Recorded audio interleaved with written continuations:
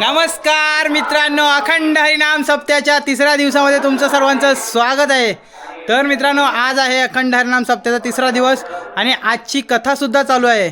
तर मित्रांनो, पहिल्या दिवसापासून ते 7व्या दिवसापर्यंत आपले जे कथाकार असणार आहेत ते आहेत हरिभक्त पारायण भगवताचार्य श्री निरंजन भाईजी शिंदे. तर चला, त्यांची कथा सुरुवात झाली आहे, आपण जाऊया आणि चला आजची कथा बघूया आणि कथामध्ये असणारे पात्रसुद्धा बघूया. तर पहिले जाऊन पात्र बघूया, कोण पात्र आहे, कसे पात्र आहेत, त्याच्यानंतर जाऊ आपण कथेकडे. आज थोडं लेट झालं आहे, दापोली गेलो त्याच्यामुळे लेट झालं आहे. सो चला लेट्स गो, जाऊया आणि पहिले आपण पात्र बघून घेऊया. मित्रांनो, आपण आलो आहे मेकअप रूमकडे आणि हे बघा इथे आहेत सईदा काहीतरी करतोय आहे, ते रेड्यांना कापतोय. आम्ही जे आता दापोलीतून घेऊन आलो आहे, तर ह्याच्यामुळे आम्हाला लेट झालं आहे. जे आता पोस्टर घेऊन आलो आहे आणि सईदा कापतोय आहे. आणि इकडे हे बघा वन शेट, आज मला बहुतेक वाटतंय आपण असणार आहे. हाय ने, चला कॉंग्रॅच्युलेशन, तुम्हाला सुद्धा पात्र भेटलं आहे. अभिनंदन आहे तुमचं शेट, अभिनंदन. तर बघा वंश पण आज पात्र आहे आणि वंश आहे म्हणजे दादा असणार आणि वहिनी असणार. सो चला बघूया आता आतमध्ये. हे बघा रवी महाराज सुद्धा आलेत आज. सो हे बघा आज चिलेबिले खूप जास्त दिसत आहेत. हे बघा आमचे मेकअप आर्टिस्ट इथे मेकअप करतात आहेत. सो वहिनी आल्यामुळे थोडंसं काम कमी झालं आहे मेकअप आर्टिस्टचं. हे बघा इथे वहिनी पात्र होते आणि इथे दादा. तर तुम्हाला बोललो बाहेर वन शेट आहेत, त्याच्यामुळे आता दादा आणि वहिनीसुद्धा पात्र असणार आहेत. तर तुम्हाला नंतर सांगेन की कोणते पात्र असणार आहेत. सो चाललं आहे आता. हे बघा मेकअपचं काम चालू आहे. हे बघा कृष्णा का सुरुवात केली आहे. माझ्या कामानिमित्त चालू आहे असंच नाही.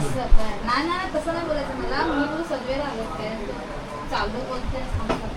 चला मित्रांनो, इथे मेकअप चालू आहे आणि आपण जाऊया कथेकडे, थोडी कथा बघूया. तर मित्रांनो, आजची व्हिडिओ मोठी असणार आहे कारण आपल्याला तशी डिमांड आली आहे. म्हणजे आपल्या गावातल्या लोकांनी मेसेज केला मला की कथा थोडी जास्त दाखवत जा, तेव्हा जातो आहे. आणि आता थोडी व्हिडिओ आपली मोठी असणार आहे कारण तुम्हाला कथा बघायची आहे त्याच्यामुळे. सो जाऊया कथेकडे. Let's go. रामकृष्ण हरी. ज्या श्रीपाद स्वामींचं सांगतेस ना तोच मी आहे. आई साहेबांचे डोळे भरून आले, पुन्हा डोळे भरून पाहिलं. लेकीनं बापाकडे पाहावं तसं स्वामींकडे नाही बाप. आई साहेबांनी पाहिलं. आई साहेब म्हणले,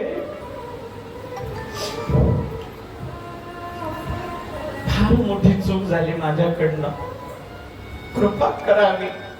चल बेटा, तुझं घर कुठे आहे? इथेच आहे महाराज.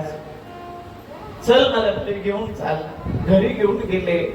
सिद्धोपंतांनी पाहिलं, लोटांगण घातलं नाही बाप्पा. गिरजाईने सुद्धा लोटांगण घातलं, स्वागत केलं स्वामींचं. काही खूण आहे का त्याच्या अंगावरती? त्याला ओळखता येईल मला. डाव्या भुजेच्या खाली इथे एक मोठा तीळ आहे आणि तो चैतन्य आहे.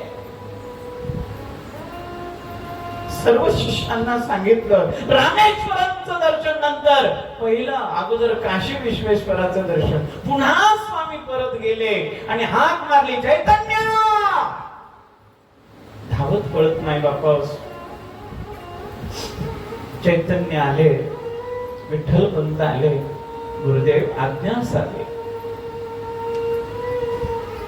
पूर्वाश्रमीचं नाव काय तुझं? विठ्ठलपंत घाबरले. अचानक एवढ्या लवकर आले आणि पूर्वाश्रमीचं नाव? महाराज, विठ्ठलपंत म्हणतात, तुझा विवाह झाला होता का?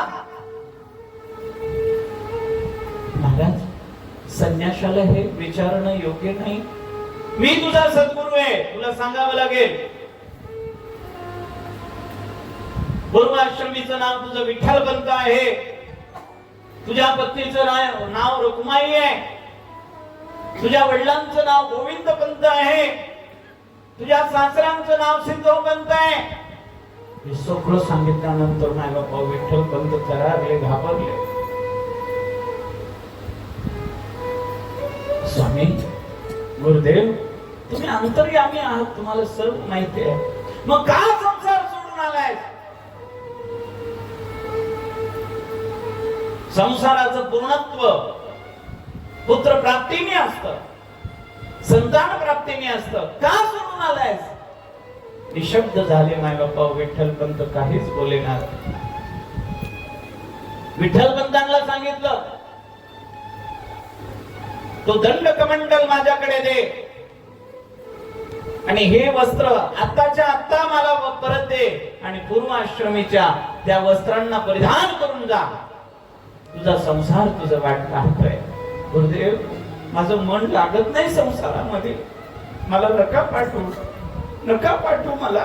ही माझी आज्ञा आहे, तुला ऐकावी लागेल. विठ्ठला, विठ्ठला जा.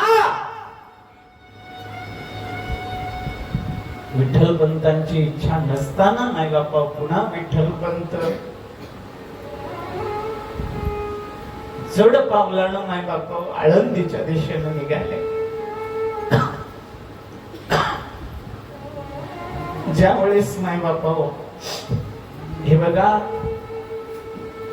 ब्रह्मचार्य, ग्रहस्थ, वानप्रस्थ आणि संन्यास. संन्यास आश्रम शेवटचा आश्रम, तिथून परत येता येत नाही.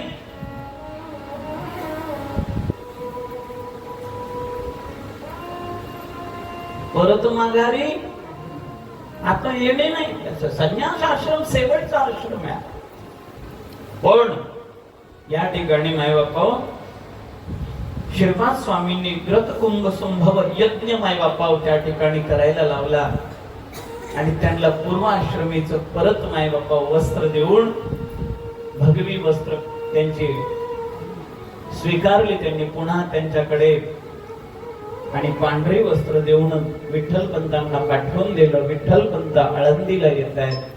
पहाटची वेळ आहे, तांबडं फुटलेलं आहे. सकाळची माय बाप्पा सिमण पाखर माय बाप्पा असे चिवचिव चिवचिव करतायत. इंद्रायणीची भगवती इंद्रायणी मैया माय बाप्पा जुळजुळ वाहती आहे. पहाटची वेळ आणि आई रुक्माई, ते स्वामी येऊन गेल्यापासून कळा बदलली बर. आता प्रसन्न आहे माझी आई रुक्माई. महात्मा होता खरं असेल, येतील परत. म्हणून रोजच्या सारखेच माय बाबा सडा समाज रांगोळी काढणं, अशी रांगोळी काढत असताना लख माय बाबा सावली अंगावर पडली. आई रखुमाई रांगोळी काढते आणि कोणाची तरी लख सावली अंगावर पडली. म्हणून आई रखुमाईने असं चरणापासून असं माय बापा कटी प्रदेश उदर मग वक्षस्थळ मग मुखाकडे पाहिलं आणि मग माय बापा सहन नाही झालं. अगं बाई, तुम्ही एवढंच म्हणाल्या. आई साहेब मध्ये पळाल्या आणि बाबा बाबा बाबा दारी कोण आले बघा. सिद्धोपंत पळत आले. सिद्धोपंतांनी पाहिलं, वाहरे सिद्धेश्वरा, दिवाळी आहे रे आज. भगवंतांनी माझ्या जावयाला परत पाठवलं.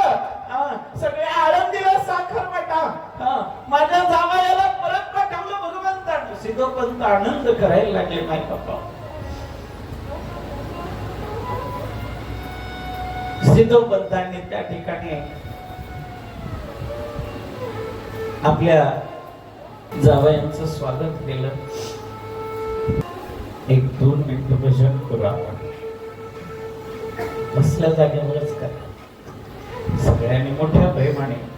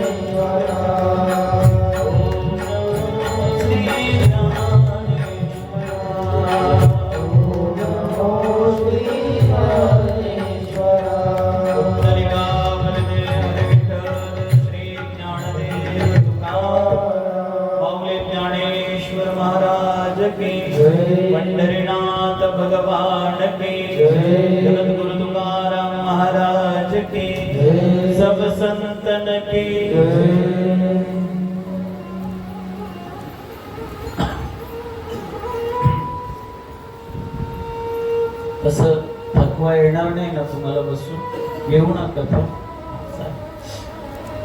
मायबाप विठ्ठलपंत परत आले हे जेव्हा आळंदीकरांना कळालं, सर्व आळंदीकर मायबाप, अहो संन्याशी परत आला, संन्याशी परत आला, त्यामुळे परत संसार स्वीकारला, असं कुठं होतं का? नाही, पापी येतो, कलंकित आहे तो, त्याला अधिकार नाही आपल्या आळंदीत राहण्याचा. बहिष्कृत करा त्याला, बहिष्कृत करा म्हणल्यानंतर मायबाप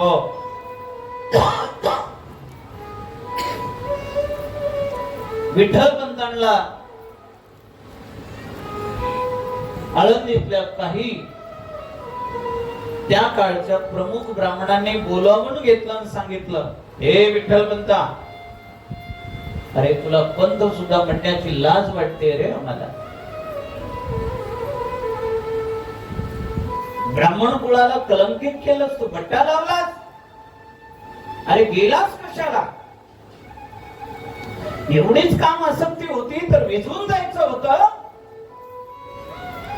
गेला तो गेला, परत आलाय, तुझी सावली पडता कामा नये आमच्या लेकरांवर. विठ्ठलपंत शांत ऐकून घेतायत नाही का? विठ्ठलपंत सर्व शास्त्रज्ञ होते, बघा बरं का, सर्व शास्त्र जाणणारे होते. या ब्राह्मणांच्या सर्व प्रश्नांच्या उत्तरांना मायबापा तोंड देऊ शकले असते. अंगी असणारी विनम्रता माणसाला कधी कधी मायबापा, जो विनम्र असतो ना त्यालाच त्रास होतो. काय? जो विनम्र असतो त्याला त्रास होतो, आणि जो शब्दाला शब्द करतो त्याच्या नादाला पण लागत नाही.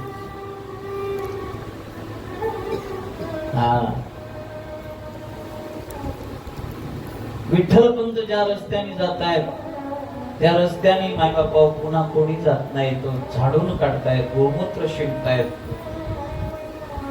शेणाचा सडा घालतायत तिथे. विठ्ठलपंत इंद्रायणीमध्ये स्नानाला गेले का सगळे बाहेर निघून येतात. अरे पापी आहे, त्याच्या अंगाचा स्पर्श केलेलं पाणी आपल्याला सुद्धा विटवून टाकेल, आपली विटंबना करेल, करू दे त्याला स्नान. अशी हेटाळणी करायला लागले त्यांची मायबापा.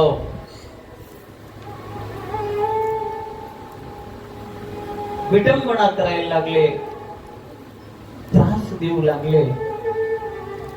विठ्ठलपंत मायबापा बघा बरं का, कधी कधी विठ्ठलपंत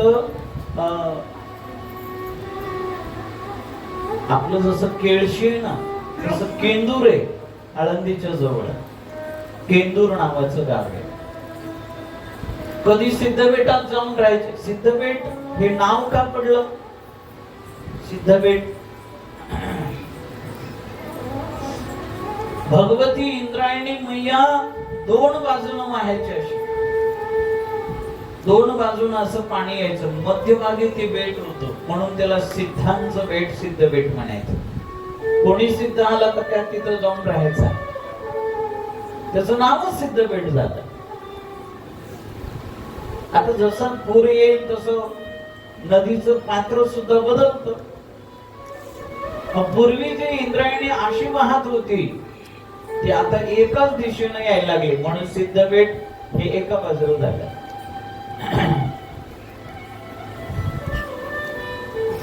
आळंदी जाणून घेणं एवढं सोपं नाही आहे. आपण जिथं राहतो तिथलाच महिमा आपल्याला माहिती नसेल तर काही उपयोग नाही तिथे राहून. 84 सिद्धांचा सिद्ध भेट मिळा. हा स्वर्गी नाही आहे. हा सुख सोहळा फक्त आळंदीमध्ये अलंकापुरामध्ये आहे. माय बाप ज्या वेळेला सिद्ध बेटात राहायचे, कधी केंदूरला जाऊन राहायचे, कधी माय बापा तुम्हाला कोंढाणा माहिती असेल किल्ला, ज्याला सिंहगड म्हणतात. हल्लीच्या काळामध्ये तानाजी मालुसरे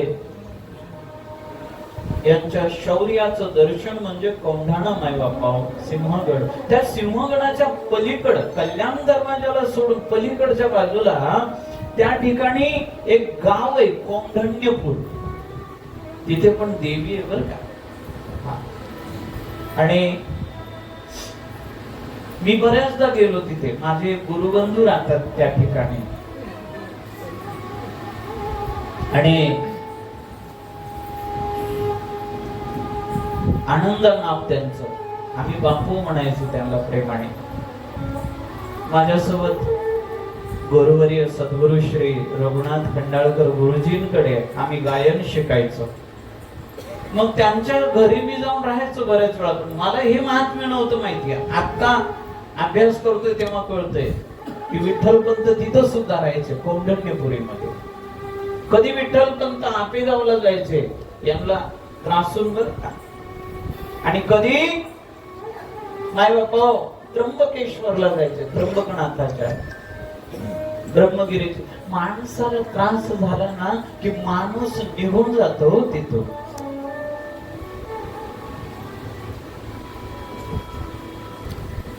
तुम्हाला सांगतो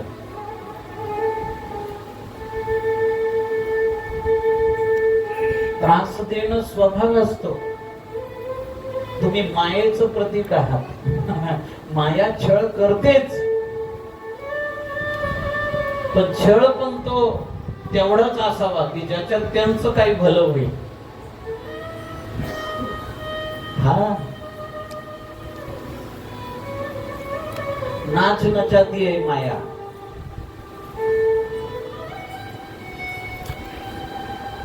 म्हणून एका ठिकाणी संत म्हणतायत, जिंदगी की डोर सौंप हाथ दीनानाथ के, मेहलो में राखे चाहे झोपड़ी में वास दे, धन्यवाद निर्विवाद राम राम कहिए, जाहे विधी राखे राम ताहे विधी रहिए. आमचं डोर कोणाच्या हातात आहे? इकडे.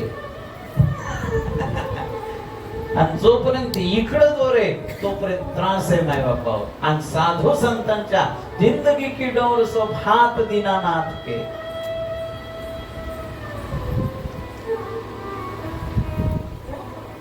विठ्ठलपंत माय बापा या सर्व गोष्टींना त्रासलेले आहेत. आणि बर का त्रास झाला याच्यामध्ये फार सुंदर ज्ञानलीलामृत कारणे माऊलींच्या आई वडिलांचे पूर्वजन्म सांगितले. ज्ञानलीलामृत कारणे कोण होते? विठ्ठलपंत. आणि रखुमाई पूर्वी जन्मी कोण होते? कृतयुगामध्ये कश्यपांच्या पत्न्यावर का दिती आदिती धनु काष्टा इला आदी. आता ही सर्व सृष्टी अशी प्रगट व्यवस्थित आहे का? दिती आणि जे आदिती आहे, दितीच्या पोटी कोण जन्माला आलं? हा. आणि आदितीच्या पोटी माय बापा सर्व देव जन्माला आले. दितीच्या पोटी सर्व दैत्य दानव जन्माला, राक्षस जन्माला आले.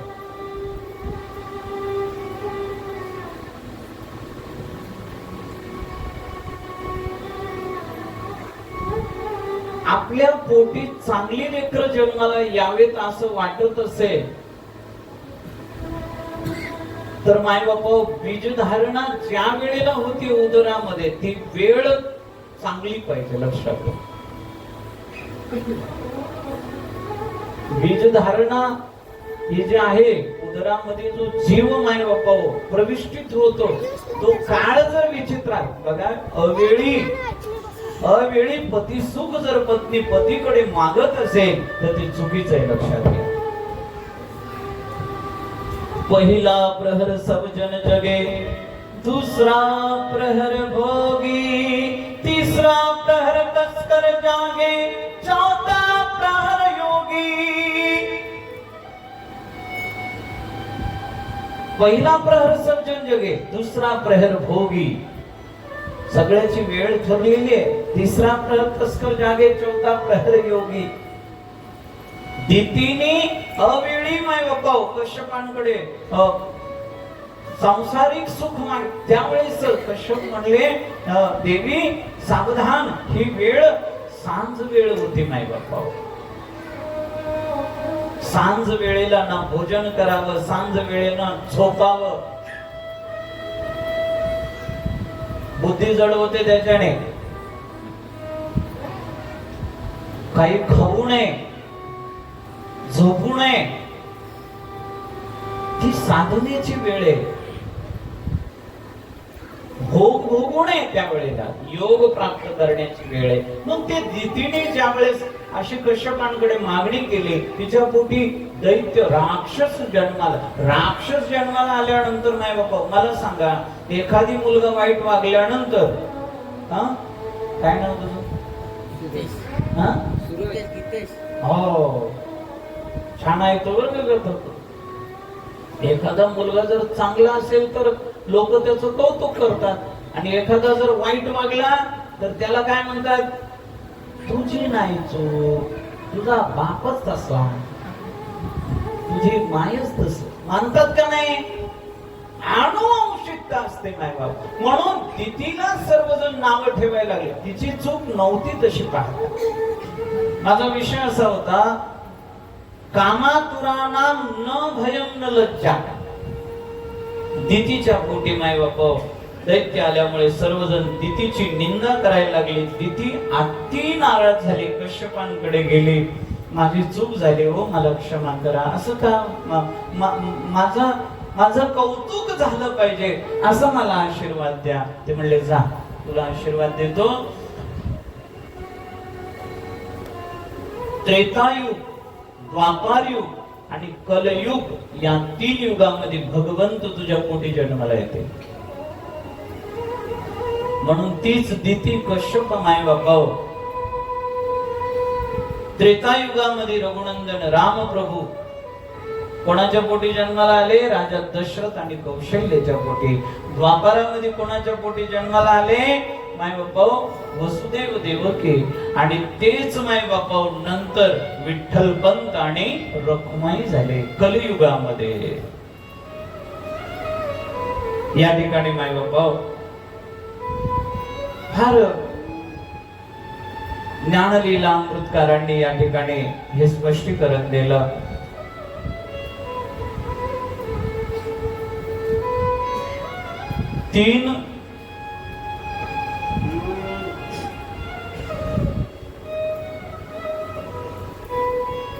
तीन युगी 3 जन्म, राम आणि मेघश्याम. कली माझी ज्ञानदेव, नाम पुण्य ग्राम अलंकापुरी. प्रमाणबद्ध या ठिकाणी संत वचनांचा आधार घेत माय बापा हे प्रवचन सेवा आहे. करता करता 12 वर्ष असे निघून गेले. आणि 12 वर्षानंतर लक्ष द्या बरं का, विठ्ठलपंत किती आता रखुमाईला असं वाटतंय मुलं नको व्हायला, मुलं नाही झालेली बरं असं रखुमाईला वाटू लागलं आता. का? आणि ही समाज, हे लोक आमची एवढी हेटाळणी करतात, आमची एवढी विटंबना करतात, तर पुढे लेकर झालं तर त्यांचं काय होईल? म्हणून माय बापा रखुमाई दूर दूर राहते. माझ्या घरामध्ये उशिरा जाते, पण वेळ ठरलेली असते तेव्हाच देवाचं प्रागट्य.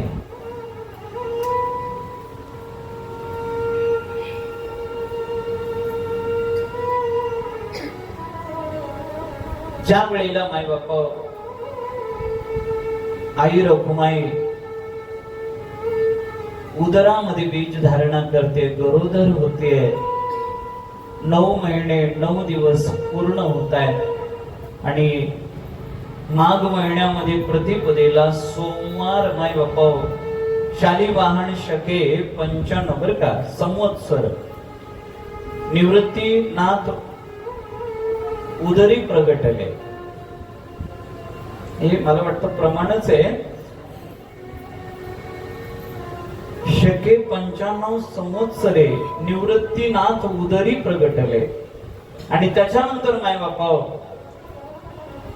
शालिवाहन शके 97 1197 मध्ये ज्ञानदेव, 99 मध्ये सोपान काका आणि 1201 मध्ये माय बापा मुक्ताबाई असं यांचं प्रागट्य सांगितलेलं आहे. निवृत्तीनाथ जन्माला आले त्यावेळेस माय बापा सोमवार होता आणि पाहता पाहता 96 गेला, 97 माय बापा काळामध्ये प्रवेश झाल्यानंतर पुन्हा मारुकुमाई माय बापा गरोदर झाल्या आणि सर्वांनी व्यवस्थित लक्ष द्या. निवृत्तीनाथांचा जन्म गौरज मुहूर्तावरती सांगितलं बरं का. निवृत्तीनाथांचा जन्म गौरज मुहूर्त. गौरज मुहूर्त सर्वांना हल्ली माहिती आहे पण माहिती नसल्यासारखं आहे.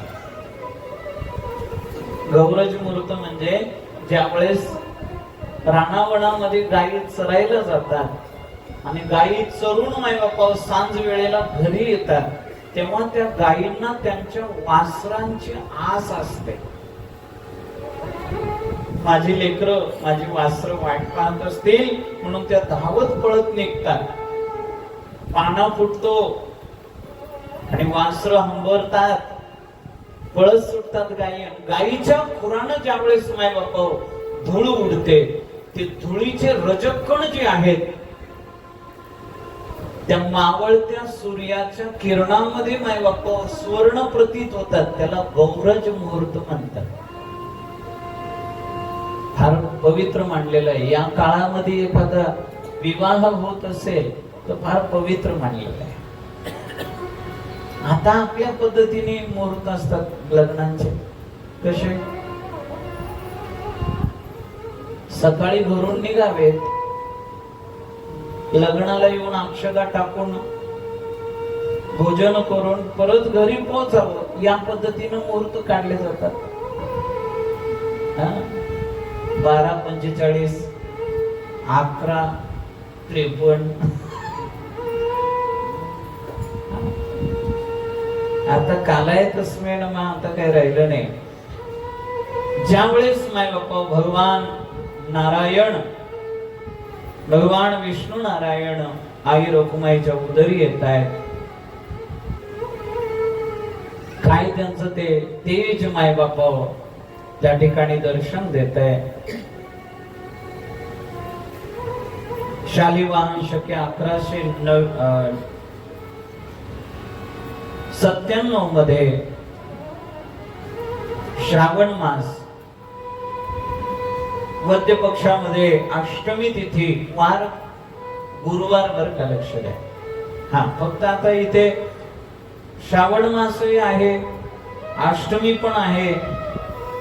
भगवान कृष्णाचा जन्म बुधवारी सांगितलाय आणि इथे फक्त बदल एवढाच आहे की ज्ञानोबा यांचा गुरुवारी जन्म झाला. बाकी ज्ञानोबा सुद्धा गोपालाष्टमी तुम्ही करता का इथे साजरी करता?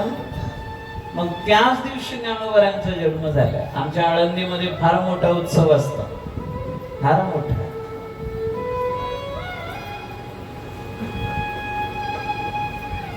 ज्यावेळेस आता माऊली मध्यरात्रीच्या वेळी प्रगटणार आहेत त्या वेळेला देवादिक माय बापा वरती आकाशामध्ये गर्दी करतायत. विमानांची दाटी पुष्पांचा वर्षाव स्वर्गावनी देव करितात. आळंदी हे गाव पुण्यभूमी ठाव दैवताचे नाव देश अशा पवित्र माय बापा नगरीमध्ये महावेश. आता काही लोक असं म्हणतात की माऊलीचा जन्म आपे गावात झाला आणि काहींचं म्हणणं आहे की आळंदीत झाला. ज्यांची जशी इच्छा आहे त्यांना तसं समजून घ्यायचं. हा, ज्याचा जो भाव आहे मनामध्ये त्यानं तसं मानून घ्यायचं. शालिवाहन शके 1199 मध्ये कार्तिक शुद्ध पौर्णिमेला माय बापा रविवारच्या दिवशी साक्षात ब्रह्मदेव सोपान काकांच्या स्वरूपामध्ये प्रगटले. ब्रह्मा सोपान तो झाला, भक्ता आनंद वर्तला. या ठिकाणी सोपान काकांचा जन्म माय बापा शालिवाहन शके 1201 मध्ये अश्विन महिन्यात माय बापा शुद्ध प्रतिपदेला शुक्रवारी आणि ज्या दिवशी घटस्थापना होते त्या दिवशी मुक्ताईचा जन्म झाला. माय बापा घटस्थापनेच्या दिवशी मुक्ताईचं प्रागट्य सांगितलेलं आहे. असं माय बापा या तीनही लेकरांचा, या चारही लेकरांचा जन्म झाला. सर्वांनी जयघोष करायचा. बोल निवृत्तीनाथ भगवान की जय. श्री संत ज्ञानेश्वर महाराज की जय. श्री संत सोपान काका महाराज की जय. आदिशक्ती मुक्ताबाई महाराज की जय. 2 मिनिटं. ज्ञानदेव तुकाराम, ज्ञानदेव तुकाराम, ज्ञानदेव तुकाराम, ज्ञानदेव तुकाराम, ज्ञानदेव तुकाराम, ज्ञानदेव तुकाराम, ज्ञानदेव तुकाराम, ज्ञानदेव तुकाराम.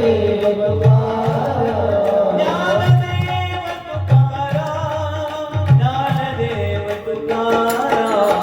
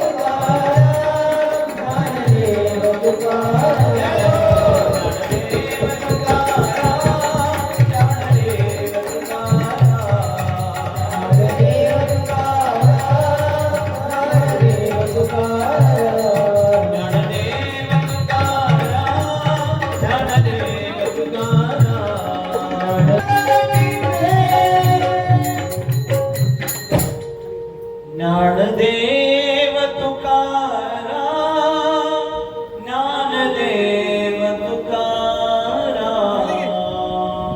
ज्ञानदेव तुकाराम, ज्ञानदेव तुकाराम. कुंडलिकावरदे हरी विठ्ठल श्री ज्ञानदेव तुकाराम. स्वामी ज्ञानेश्वर महाराज की जय. या लेकरांचा जन्म झाल्यानंतर नामकरण विधी सोहळा या ठिकाणी करण्यात आला. आता या प्रत्येक नामाबद्दल जर आपण चर्चा करत बसलो तरीही वेळ जाणं आहे. निवृत्ती, हा, ज्याची पूर्ण वृत्ती देवाशी जोडलेली आहे. निवृत्ती निवृत्ती ज्याने माय बापा या संसारातून ज्याने घेतलेली आहे, साक्षात भगवान भोलेनाथाचं स्वरूप माय बापा निवृत्तीनाथ दादा. खर तर प्रत्येक नामचिंतनाने आपल्याला बरंच काही प्राप्त होणार आहे बरं का, लक्षात घ्या. बॅटरी संपली का? लावता येतं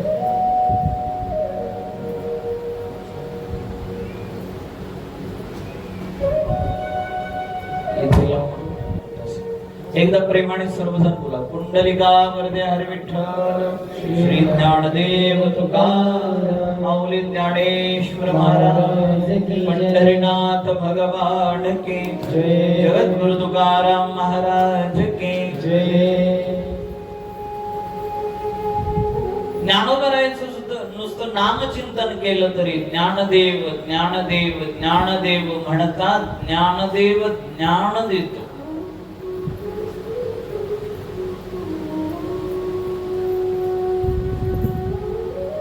वारकरी संप्रदायातले थोर कीर्तनकार असं म्हणतात, ज्यांना ज्ञानाची प्राप्ती करून घ्यायची त्यांनी आळंदीला या, ज्यांना वैराग्याची प्राप्ती करून घ्यायची त्यांनी देहूला जा, ज्यांना भक्तीचा प्रादुर्भाव पाहिजे त्यांनी पंढरीला, प्रेम भांडारी नामदेव रायांकडे या, देवाकडे नाही.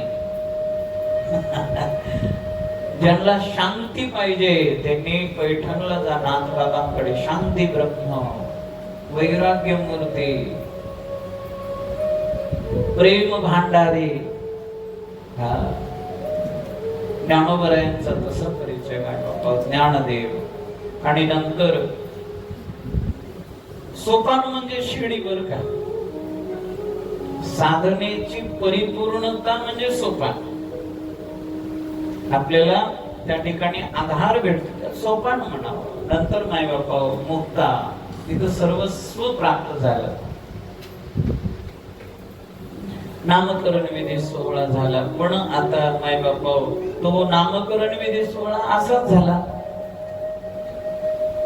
समाजाने तर वाढीत घातलेल्या.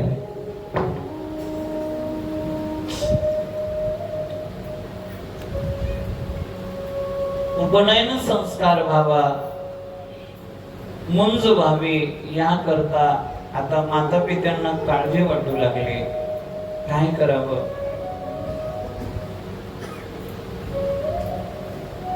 विठ्ठलपंत माय बापा आळंदीतील थोर मोठे जे आहेत, काही ब्राह्मण त्यांच्याकडे जात आहेत, हात जोडतायत.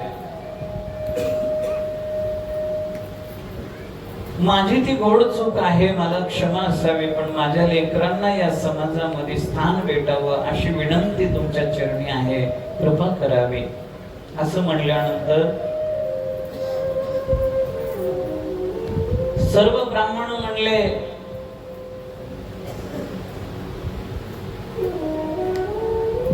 तू म्हणतोय ते बरोबर आहे विठ्ठलपंता,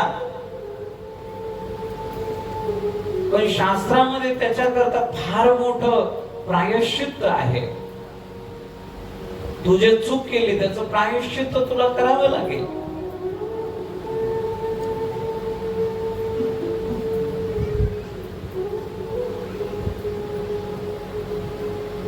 विठ्ठलपंत म्हणले, तुम्ही जे सांगाल ते मला मी स्वीकारेल, ते मला मान्य आहे.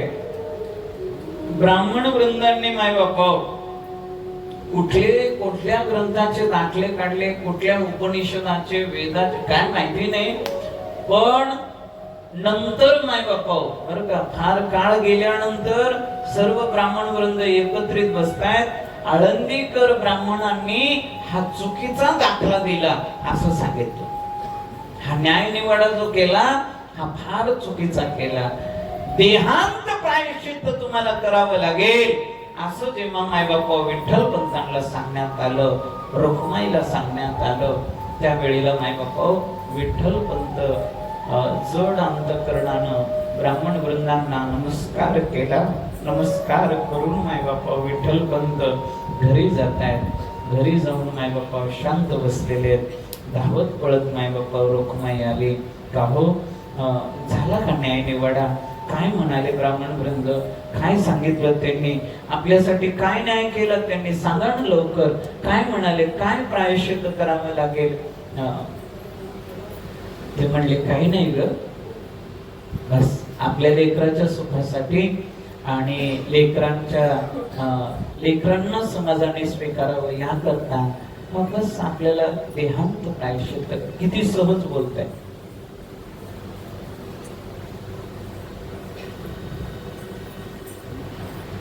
खरं सांगू का, जिवंतपणी सुद्धा आई बाप माय बापा लेकरासाठी मरण सतत स्वीकारत असतात. जिवंतपणी सुद्धा. मी तर म्हणतो ते गेल्यानंतर मुक्त होतात.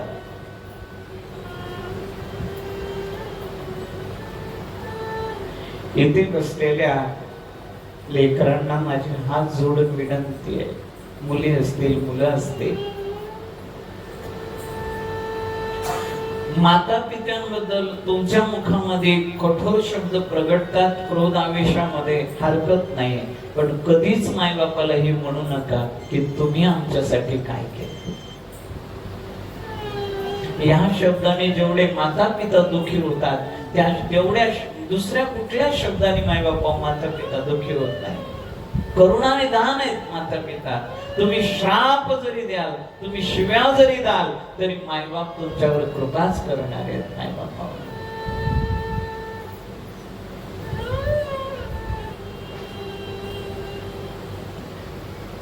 ज्या वेळेस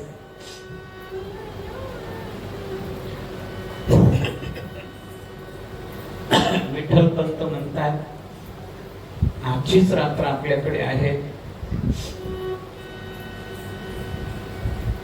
लेकरांसाठी बघ काही बनवता आलं तर. विठ्ठल पंतांनी कुठून थोडीशी डाळ आणली असावी. त्या दिवशी नाही बापा विठ्ठल पंतांचा रुक्माईचा शेवटचा दिवस त्या घरातला म्हणून ती डाळ शिजवली, थोडासा गुळाचा खडा टाकून पुरण केलं, पुरणाची पोळी बनते. सतत रखुमाईच्या आणि विठ्ठल पंतांच्या डोळ्याला धारा आहेत, पण माय बापा कोणालाच माहिती नाही काय. मुक्ताबाई पाठीवर येऊन अशी पडते. रखुमाईला म्हणते आई आज कोणता सण आहे ग? आज तू पुरणपोळ्या करतेस. काय सांगावं रखुमाईनं की आज आम्ही सोडून जाणार आहोत, तुम्ही उद्या पोरके होणार आहोत, म्हणून आम्ही पुरणपोळी करतोय.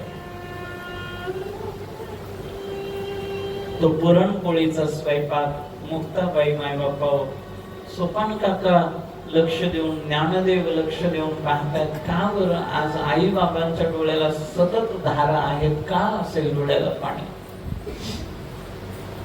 तरी सोपान काकाने जाऊन विचारलं आई तुझ्या डोळ्याला पाणी का ग? म्हणजे बाळा इथे दूर झाला ना म्हणून डोळ्याला पाणी आलं.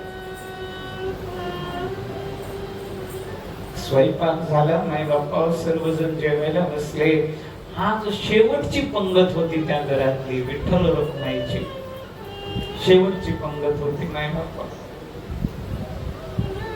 आपल्यापैकी कोणालाच माहिती नाही की आपण कधी देह त्यागणार आहोत, म्हणून आपण माय बापा प्रसन्न चित्त सर्व कार्य करतोय. पण आज विठ्ठल पंतांना रखुमाईला माहितीये की या लेकराच्या डोक्यावरच छत्र, या डोक्यावरची सावली, ही आई माऊली आता नाही राहणार आहे. आणि मग नाही बापा मुक्ताबाईला विठ्ठल पंतांनी आपल्या मांडीवर घेतलं, सोपानाला आईने मांडीवर घेतलं आणि घास भरवायला लागले. डोळ्याच्या धारा काही थांबत नाहीयेत, ज्ञानोबा राहायला काही कळत नाहीये. निवृत्तीनाथ दादा सुद्धा अचंबित होऊन पाहतायत. भोजन झालं. काय भोजन करायचं होतं माय बापा?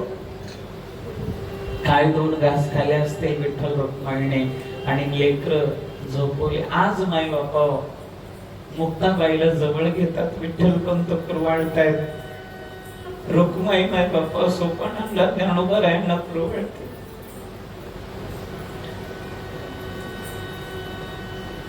रात्रीची वेळ, शांत, सर्वांना झोप लागली. अर्ध्या रात्री 12 वाजता 12:30 वाजता माय बाप्पा विठ्ठलपंत उठले.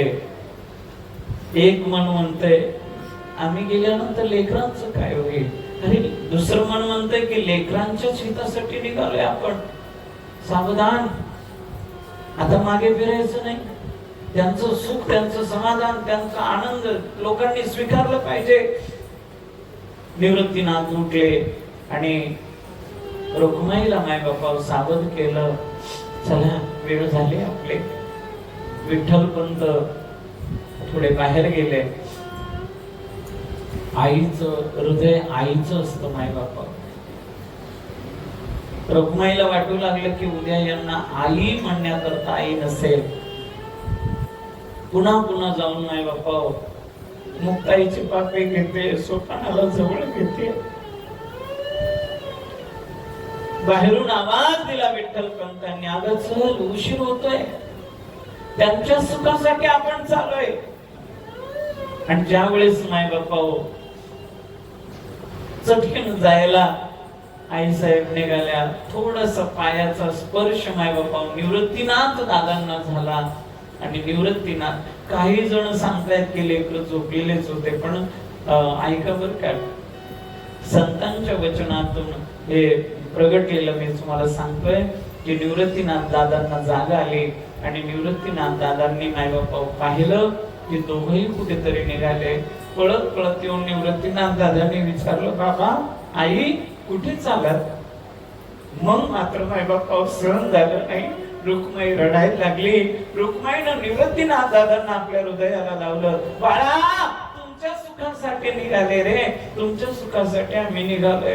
हे बघ, उद्यापासून आता ज्ञानोबा, सोपान, मुक्ता यांचे माय बाप तुम्हीच आहात, सांभाळा लेकरांना, असं म्हणून निवृत्तीनाथ दादांच्या डोक्यावर हात कुरवाळला. आणि माय बाप्पा विठ्ठलपंतांनी निवृत्तीनाथ दादांना सांगितलं, हे बघा, सर्वात शेवटी तुम्हाला समाधी घ्यायची, पहिली त्यांची समाधी होऊ द्या, मग तुम्हाला समाधी घ्यायचे. असं सांगून माय बापा विठ्ठलपंत आणि रुक्मिणी जड अंतकरणानं तिथून निघाले. काही म्हणतात की इंद्रायणी मध्ये त्यांनी देहांत प्रायश्चित्त केलं. आणि काहींचं मत असं आहे की जर आपण प्रयाग सोडून कुठल्या जर गंगेच्या ठिकाणी आपला देह त्यागला तर ते आत्महत्या होते. म्हणून काही जण म्हणतायत की विठ्ठलपंत आणि रखुमाई प्रयाग क्षेत्रामध्ये जाऊन त्या ठिकाणी आपला देह त्यागतायत. कारण प्रयाग क्षेत्राच्या ठिकाणी जर तुम्ही त्या त्रिवेणी संगमावर किंवा त्या ठिकाणी गंगा, यमुना, सरस्वती अशा ठिकाणी जर देह त्यागाल तर तुम्हाला पाप लागणार नाही, ती आत्महत्या होणार नाही, ती आहुती होईल. आलं का लक्षात? देह आहुती, देहांत प्रायश्चित्त ते तिथं झालं असं म्हणतात. निवृत्तीनाथ दादा माय बापा स्वतः वृत्तीवरती आले, स्वतःला सांभाळलं आणि रडायला लागले. पहाटच्या वेळेला ज्ञानोबरायांना जाग येते. ज्ञानोबराया उठले. ज्ञानोबरायांनी माय बापा त्या ठिकाणी निवृत्तीनाथ दादांना विचारलं, दादा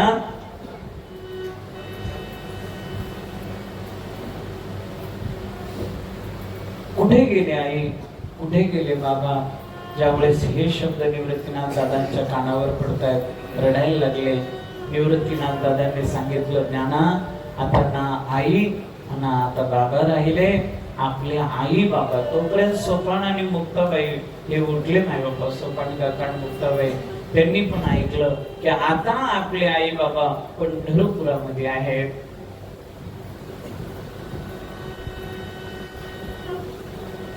आई असते ना तोपर्यंत आई कळत नाही. आलं का लक्षात? बापाचा आधार असतो तोपर्यंत बाप कळत नाही माय बापा. आई गेली का आईशिवाय दुसरं काहीच आठवत नाही. पण ते गेल्यावर माय बाप असताना नाही. का? या जगतात सर्वात मोठं पुण्य काय असेल तर आपल्या आई बापाच्या डोळ्यामध्ये आपल्या कृतीतून पाणी येऊ नये, आपल्या वागण्यानं त्यांच्या डोळ्यात पाणी येऊ नये. याच्यासारखं मोठं काम दुसरं कोणतंच नाही मला वाटतं. प्रसन्न होऊन त्यांनी आशीर्वाद द्यावा आणि मग त्यांच्या डोळ्यात पाणी यावं, याच्यासारखं पुण्य माय बापा दुसरं कोणतंच नाही. लक्षात घ्या. या ठिकाणी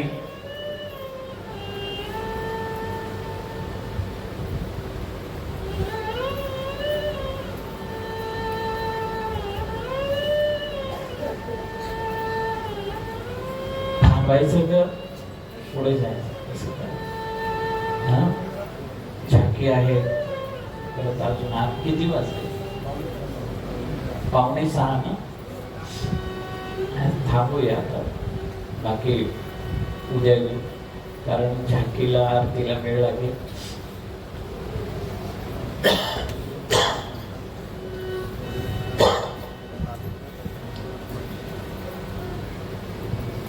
दोन मिनिटं भजन करू. आणि आज आपल्याला ज्ञानोबरायांचा जन्मोत्सव साजरा करायचा आहे. ज्ञानोबरायांचं या ठिकाणी प्रागट्य माय बापा आपल्याला खर तर पैठण पर्यंत जायचं होतं. अजून पूर्वजांचंच हे चालू आहे आपलं. पैठणला जेव्हा जाईल तेव्हा पहिलं प्रकरण संपेल. माऊली पैठण मध्ये जातील तेव्हा. आता माऊलींचं या ठिकाणी आगमन होतंय. सर्वांनी मोठ्या प्रेमाने हाताने टाळी, मुखाने नामसंकीर्तन.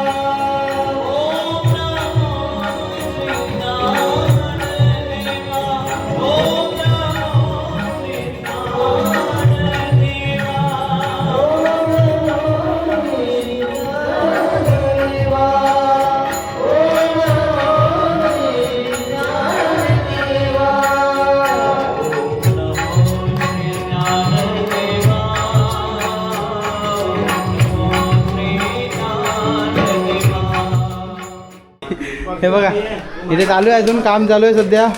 आणि आपलं प्रवचन शेवटच्या चरणात आलं आहे. सो आता बघूया काय असणार आहे, कसं असणार आहे. मला सुद्धा काही माहीत नाही आहे. तर चला अजून आपली मंडळी हे बघा झालं रेडी. तर मित्रांनो हे बघा इथे विठ्ठल पंत रेडी झालेत आहेत आणि इकडे चालू आहे कोणता आहे निवृत्ती ज्ञानदेव माऊली बघा ज्ञानेश्वर महाराज.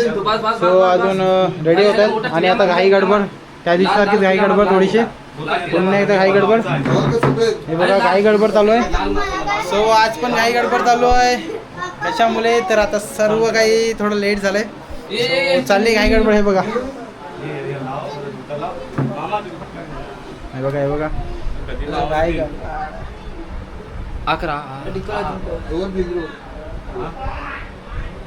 एक साइड रेट घेऊन जायला लागेल. मित्रांनो आता आपलं प्रवचनचा जो भाग आहे तो शेवटच्या चरणात पोहोचलाय आणि सध्या घाई गडबड चालू आहे. आणि हे बघा इकडे आपले कॅरेक्टर रेडी झालेले आहेत. वंश दादा रेडी नाही नाही रेडी तुला ठेवून जाणार तुला. ते बघा मित्रांनो तिथे प्रवचन शेवटच्या चरणात पोहोचलंय. तिकडनं आपल्याला आमंत्रण सुद्धा आलंय आणि सध्या अजून घाई गडबड चालू आहे. हे बघा इकडे सुद्धा घाई गडबड. ही नको हे ब्राह्मण होते यार ही नको घालू ही घालू कृष्णादा नको ह्या ती घाल ठीक आहे.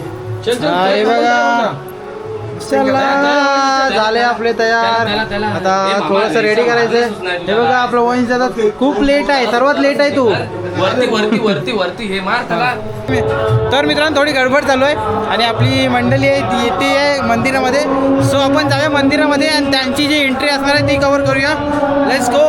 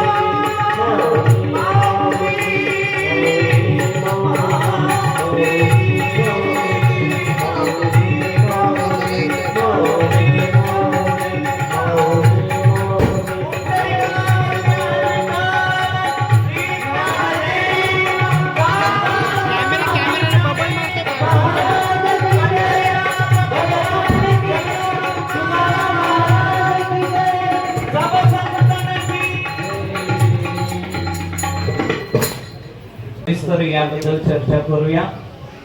शुद्धीपत्र मागण्याकरता ज्यावेळेस महावैष्णव ज्ञानोबराया पैठण क्षेत्रामध्ये जात आहेत, भावंड चारही भावंड जात आहेत, त्यावेळेस माय बापा त्या ठिकाणी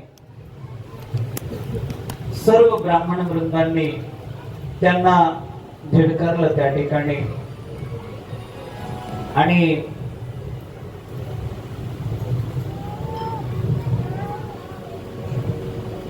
काय काय प्रश्न विचारले ज्ञानोबरायांना, निवृत्तीनाथ, मुक्ताबाई, सोपान काकांना, आणि कोणत्या पद्धतीने त्या ठिकाणी त्यांना अपमानित करण्यात आलं. माऊलींची त्या ठिकाणी विडंबना करण्यात आली. माऊलींना माई बापा नको नको त्या शब्दांनी त्या ठिकाणी संबोधल्या गेलं. काय काय ही कथा झाली ती आपण उद्या सविस्तर पाहणार आहोत. आता या ठिकाणी बघा बरं का, काळोबा नावाचे एक व्यक्ती पखालीमध्ये पाणी भरून ते त्या रेड्याच्या पाठीवरती पखाल ठेवून माय बापो ते घेऊन जात होते. एक जण म्हणला, हे ज्ञाना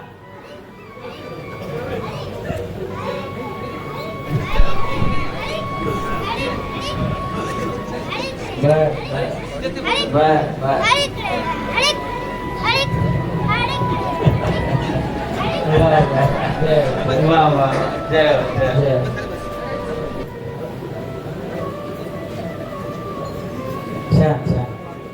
या ठिकाणी 4 वेदामध्ये ऋग्वेद हा फार अवघड आहे बरं का, लक्षात घ्या. ऋग्वेद.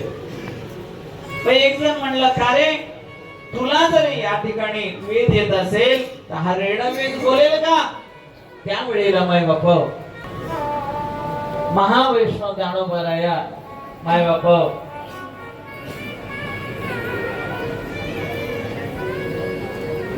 पगड्या मोठ्या, पण पगडीमध्ये असणारा माथा त्याच्यातला मेंदू छोटा. शब्द व्यवस्थित आहे का बरं का? पगड्या मोठ्या पण पगड्यामध्ये असणाऱ्या त्या डोक्यातला मेंदू छोटा, असे सर्व मायबाप तिथे असणारे त्या ठिकाणी महावैष्णव ज्ञानोबराया येत आहेत त्या गर्दीमध्ये. आणि मायबाप त्या रेड्याच्या मस्तकावर हात ठेवतायत आणि रेड्याच्या मस्तकावर हात ठेवून मायबाप त्या ठिकाणी रेड्याला ते सामर्थ्य, ती शक्ती आणि तो मायबाप प्रसाद देत आहेत.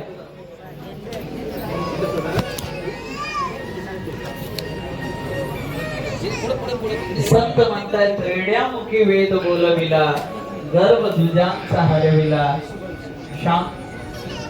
ज्ञानोबा माझा मायबाप या ठिकाणी प्रगटलेला आहे. बोल ज्ञानेश्वर महाराज की जय. ज्ञानोबा रायांनी बर का उतराया जन जड जीवा हे आपल्याला दर्शन दिलेलं आहे. या ठिकाणी जर ज्ञानोबाऱ्यांचा पाळणा कोणाला म्हणता येत असेल तर ते म्हणू शकतात बरं का. कोणाला जर येत असेल तर, नाहीतर मी आपला कृष्णाचा पाळणा म्हणतो. आणि या ठिकाणी आपण सांगतेकडे जाऊया.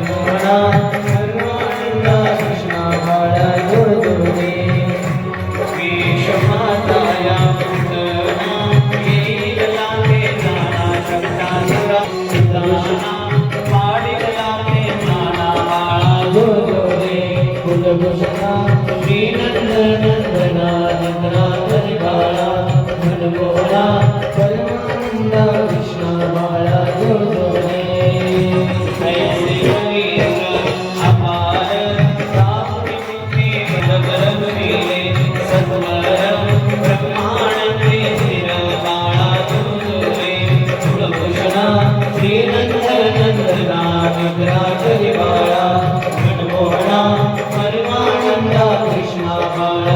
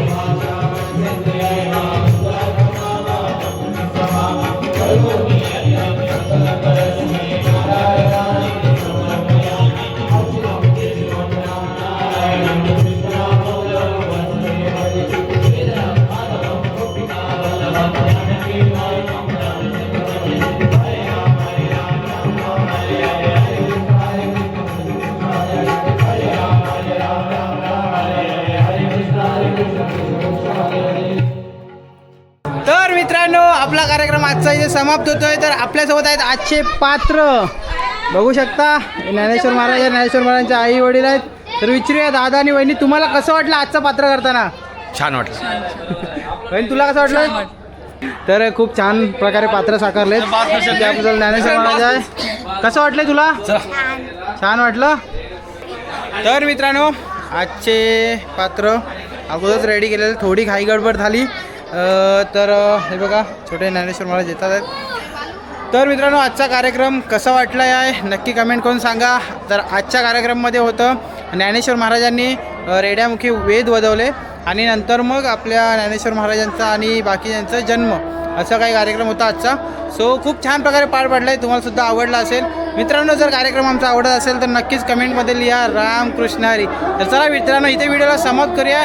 तर चला मित्रांनो भेटू उद्यासुद्धा नवीन एक प्रसंग घेऊन. सो तोपर्यंत चला मी भाई पटेल तुमची रजा घेतो. Tata bye bye Ram Krishna Hari.